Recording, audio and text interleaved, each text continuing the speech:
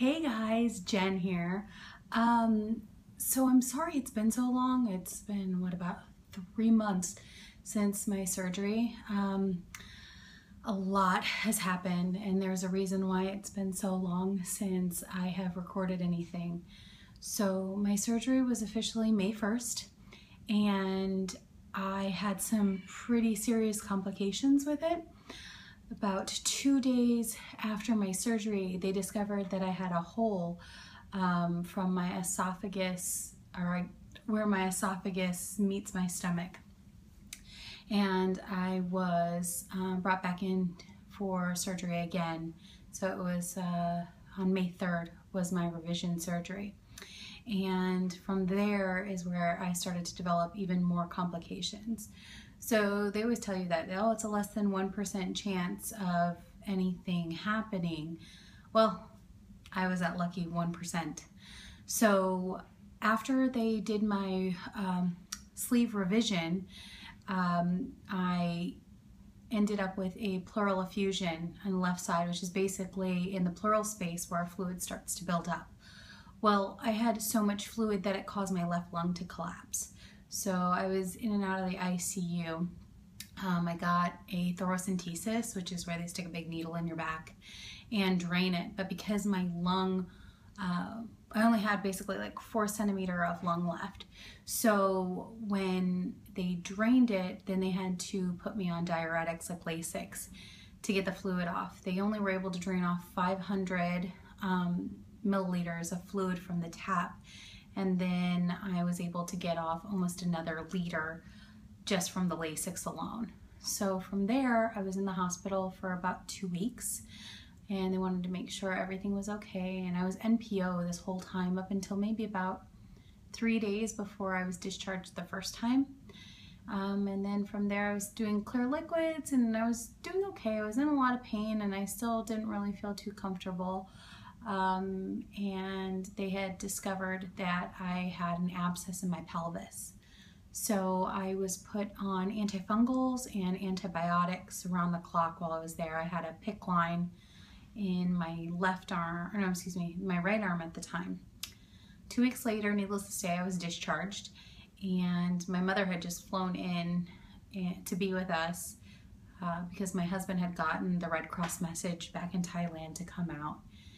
And within 2 hours, I was back in the ER.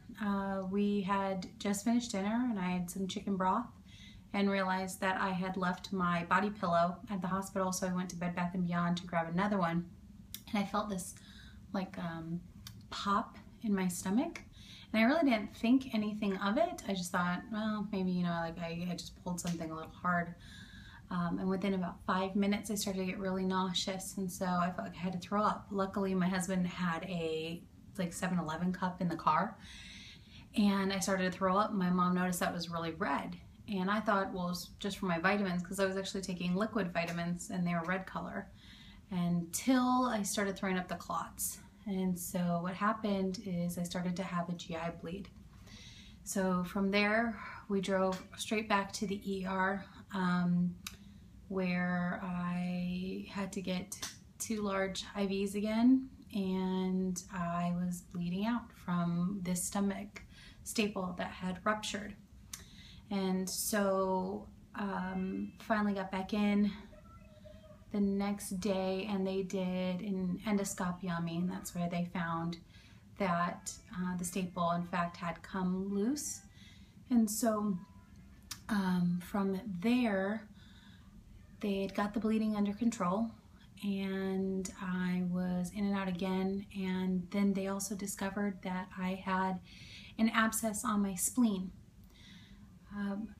They're thinking that because of where the tear or the hole was in my stomach, that it had leaked stomach content onto my spleen, and I was on the verge of losing my spleen as well.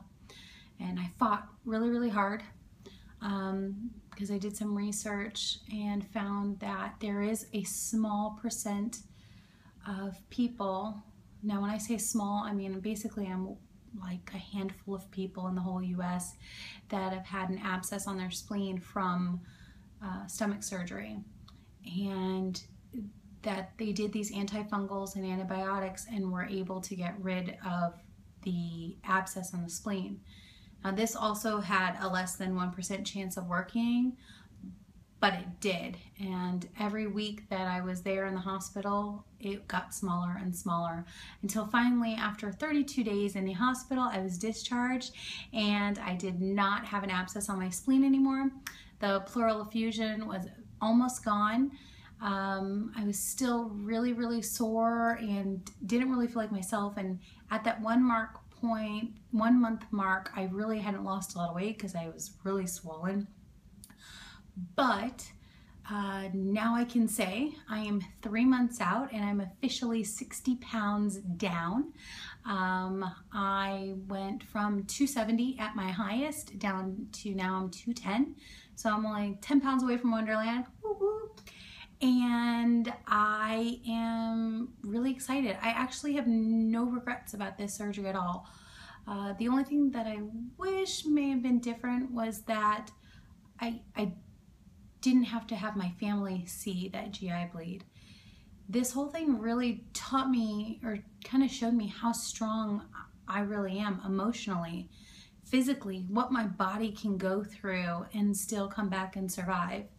My surgeons were all really surprised that I was still alive and walking around. People die every day from peritonitis. You know, it was the most painful thing that I've ever been through in my life. I've had 2 boys, and I would take childbirth any day over peritonitis. And I have to say that I would do it again. This surgery, even though it almost killed me, saved my life. I feel so much better. I am able to run around with my kids. I can cross my legs now and not even think about it. My family and my friends see the smile on my face and just the me starting to come back, and I couldn't be more grateful. For anybody out there who's scared of the complications or who doesn't think that they could do it, you can do it.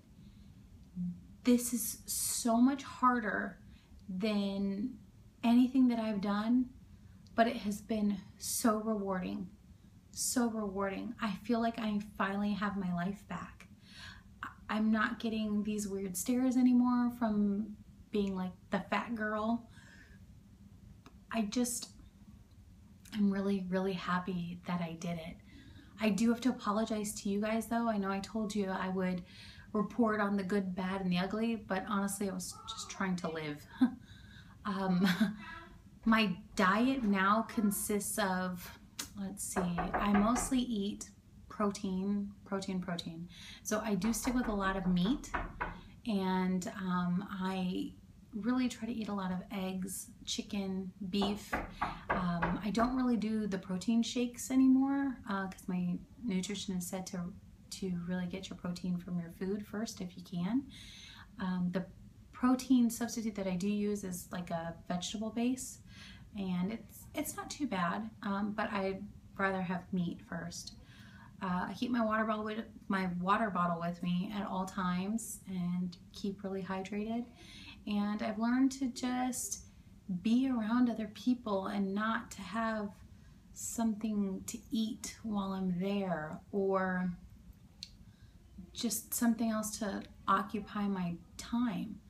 My big problem was I was a night eater. So I would go all day and not eat anything, and then nighttime would hit and I would just chow down because I was starving.